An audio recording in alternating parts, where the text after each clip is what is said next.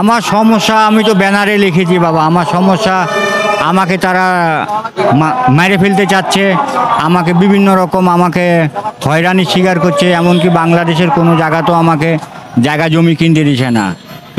তার একটাই উদ্দেশ্য, আমি 1995 সাল থেকে আমি অলি আল্লাহর দরবারে জিয়ারত করি এবং দিল্লি, আজমির, বোম্বে, আসাম, নেপাল, ভুটান এবং বাংলাদেশের বিভিন্ন দরবারে যখন যাতায়াত করি তখন আমার একটা সুপরিচিতি অর্জন হয় এবং আমার কাছে ভালো ভালো লোক যাতায়াত করতো। সেটা তাদের কাছে ভালো চোখে তারা দেখেনি। তাদের যে দুর্নীতিটা, তারা যে 30 বছর ধরে আমি ওখানে ইবাদত করেছি, থেকেছি, তাদের দুর্নীতি সম্পর্কে আমার জানা ছিল। আমি তাদের সাথে কখনো মিশতাম না। যখন আমার একটা সুপরিচিতি হয় তখন তারা আমাকে ব্যবহার করার চেষ্টা করে। করার চেষ্টা করলে আমাকে খাদেম বানাতে চায়, আমাকে দিয়ে গাঁজা বিক্রি করাতে চায়, আমাকে দিয়ে অসামাজিক কার্যকলাপ করাতে চায়। দেখেন, আমাকে দিয়ে অসামাজিক কার্যকলাপ কেন করাতে চায়? আমি সারা জীবন যা ইনকাম করব তাদের কাছে জমা রাখবো। আমি যখন মারা যাব আমি পাপটা নিয়ে যাব, কিন্তু ফলটা তারা ভোগ করবে। তা আমি যখন তাদের কথাতে রাজি না হই তখন আমার এক পীর বোন, তার নাম বেহুলা বিবি, তার বাড়ি দিনাজপুর 20 মাইল এবং তার ছেলে বিমান বাহিনীতে চাকরিরত, তার নাম শাহজাহান আলী। এই মা ছেলেকে মাজার কমিটি হাত করে তারা আমাকে মিথ্যা প্রলঞ্চনা দিয়ে আমাকে তাদের বাসায় ডেকে নিয়ে যায়। দিনাজপুরে ডেকে নিয়ে গিয়ে তারা আমাকে জায়গা কিনে দিবে, আমার সারা জীবন ভালো মন্দ খোঁজ খবর রাখবে, এই আশ্বাস দিয়ে তারা ডেকে নিয়ে গিয়ে তার মা আমাকে খাদ্যের সাথে বিভিন্ন গাছগাছরা খাওয়িয়ে এমনকি জিন চালান করে, অ্যাবনর্মাল করে তার মা আমার সাথে একটা দৈহিক সম্পর্ক স্থাপন করে। তারপরে বিভিন্ন সময় বিভিন্ন অ্যাঙ্গেলে বিভিন্ন লোকেশনে কথা বলে একটা অডিও ক্যাসেট তৈরি করে সেটা রাজশাহীকে দেয়। যেহেতু আমি নিজের ইচ্ছায় তাদের কাছে যাইনি বা আমি অপরাধ করিনি, তাই তারা আমাকে ওই ক্যাসেটিংটা করে আমাকে ব্যবহার করতে চায়। যখন আমাকে তারা ব্যবহার করতে না পারে তখন তারা আমাকে মেরে ফেলে দিয়ে রেল লাইনের তলে ফেলে দিয়ে আত্মহত্যা বলে চালিয়ে দিতে চায়। তারপরে আমি এটা বুঝতে পেরে আমি রাজশাহী চন্দ্রিমা থানায় অভিযোগ করতে যাই। অভিযোগ করতে গেলে থানার ওসি সাহেব মাজার কমিটিকে ফোন দেয়। মাজার কমিটিকে ফোন দেওয়ার পর ওসি সাহেবের সাথে মাজার কমিটির কী কথা হয় আমি জানি না। পরবর্তীতে আমার পাসপোর্ট থাকার জন্যে ওসি সাহেব আমার অভিযোগ নিতে বাধ্য হয়। যখন আমাকে তদন্তকারী অফিসারের কাছে পাঠায় তখন আমার অফিসারও ওই মাজার কমিটির কাছে ফোন দেয় যে আপনাদের পাগল আপনাদের বিরুদ্ধে অভিযোগ করতে আসছে। তারপরে মাজার কমিটির সাথে অফিসারের কী কথা আমি জানি না। তারপরে তারা একটা হালকাভাবে মূল ঘটনাগুলি নেয়নি, একটা হালকাভাবে আমার একটা অভিযোগ তারা নেওয়ার পরে মাজার কমিটি আবার ওটা টাকা পয়সা দিয়ে ওটাকে থানাতে আটকিয়ে দেয় যে এটা আমাদের মাজারের অভ্যন্তরীণ ব্যাপার, এটা আমরা মাজারে সেরে নেব। তাই এটার তদন্ত হয় না।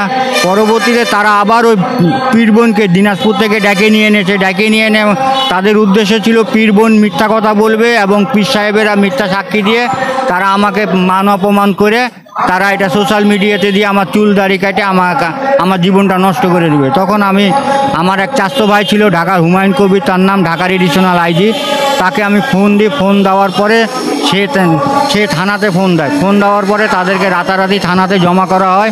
জমা করানোর পরে তারা এলাকার 20-25 জনের সই স্বাক্ষর নিয়ে যায়। আমার চাল চলন কথাবার্তা অ্যাবনর্মাল, এমনকি যে বর্তমান আওয়ামী লীগের সভাপতি 26 নম্বর ওয়ার্ডের বর্তমানে অলি বাবার মাজার কমিটির সেক্রেটারি, সে প্রথমে বলে যে স্যার এই পাগলকে আমি 20-25 বছর ধরে চিনি, কিন্তু তার কথাবার্তা চালচলন কেমন অ্যাবনর্মাল।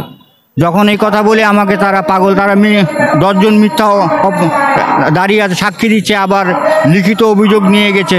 তাহলে আমাকে পাগল শনাক্ত করে আমার অভিযোগটা খারিজ করে দিতে চাইছিল। যখন আমি বললাম যে স্যার একটা পাগলকে বাংলাদেশ সরকার ইন্টারন্যাশনাল পাসপোর্ট দেবে, একটা পাগলের দ্বারা কি ইন্ডিয়া হাই কমিশন অফিসে গিয়ে ভিসা নেওয়া সম্ভব, একটা পাগলের দ্বারা কি India immigration Bangladesh immigration stamp মারে আবার India immigration Bangladesh immigration stamp মারে দেশে আসা, আমি পাগল হলে তো বাংলাদেশ সরকার পাগল, ইন্ডিয়ান সরকার পাগল। তারপরে তো আইন বুঝতে পারলো, এসআই বুঝতে পারলো। বুঝার পরে এসআই বললো যে পাগল যেটা অভিযোগ করেছে সেটা সত্যি হলে আপনারা স্বীকার করেন, না হলে তো আমরা তদন্ত করলে সত্যিটা বাড়িয়ে যাবে। পরবর্তীতে তারা সত্যতা স্বীকার করে। সত্যতা স্বীকার করার পরেও টাকা পয়সা দিয়ে হালকা একটা মীমাংসা আমাকে করে দেয়। মীমাংসা করে দেওয়ার পরেও তারা আইনের কাছে, সমাজের কাছে যখন প্রতারিত হয়ে গেল তখন আমাকে বিভিন্ন রকমভাবে ওখানেও মেরে ফেলার চেষ্টা করার পরে আমি কোনো নিরুপায় হয়ে আমি ওখান থেকে সদ্য চারঘাট আমার এক পরিচিত বন্ধু ছিল, তার নাম চন্দন সরকার। সেই চন্দন সরকারকে আমি বললাম যে দাদা এই ব্যাপার, আমাকে 1 কাঠা জায়গা আমাকে যদি কিনে দেন তাহলে আমি বাকি জীবনটা আপনাদের ভিতর থেকে যাব। ও তো তখন চন্দন সরকার আমাকে বললো, ঠিক আছে দাদা, আপনার অসুবিধা নাই, আমাদের অনেক জায়গা জমি আছে, আপনি আমাদের জায়গায় থাকেন, আর যখন জায়গা পাবো তখন আপনাকে জায়গা কিনে দেবো। কিন্তু সে গিয়ে আরটিভির মিশু সাংবাদিক এবং চন্দন সরকার আইলের মাঝখানে একটা ঘর করে দেয়, 5 টিনের একটা ঘর করে দিয়ে আমার ব্যাংকের টাকাটা সে আমার কাছে আত্মসাৎ করতে চায়। যখন আমি ব্যাংকের টাকাটা দিইনি তখন আমাকে সে ওই গ্রামে ওই ক্যাসেটটা হাইলাইট করে আমাকে নোংরা সাব্যস্ত করে আমাকে বিভিন্ন রকম আমার ঘরের জিনিসপত্র সব চুরি করে নিয়ে ওখান থেকে তারা আমাকে তাড়িয়ে দেয়। মিশু সাংবাদিকের বাবা বেঁচে থাকতে জায়গা দিয়েছে, মিশু সাংবাদিকের বাবা মারা যাওয়ার পরে মিশু সাংবাদিকের মাকে দিয়ে আমাকে ওখান থেকে উঠিয়ে দেয়। ওখানে আমি 7-8 বছর ছিলাম। তো এরকম অবস্থাতে আমি বাংলাদেশে যে কোনো অলি আল্লাহর দরবারে যাই, যে কোনো জেলায় যাই, যে 1 কাঠা জায়গা কিনে কম সম দামের ভিতরে 1 কাঠা জায়গা কিনে আমি বাকি জীবনটা করব। কিন্তু সেখানে তারা আমার মোবাইল লোকেশন ফলো করে কার সাথে কোন কথা বলছি সেটা করে তারা ফলো করে সেই লোকটাকে আমার কাছ থেকে ভাঙিয়ে দেয়। তারা বলে আমরা ওকে তাড়িয়ে দিয়েছি, ওই চোর, লুচ্চা, বদমাশ, বিভিন্ন রকম অপবাদ দেয়। যখন 10 জন বিভিন্ন রকম অপবাদ দেয় তখন তো আর আমি ওই গ্রামে আর থাকতে পারি না। ওখান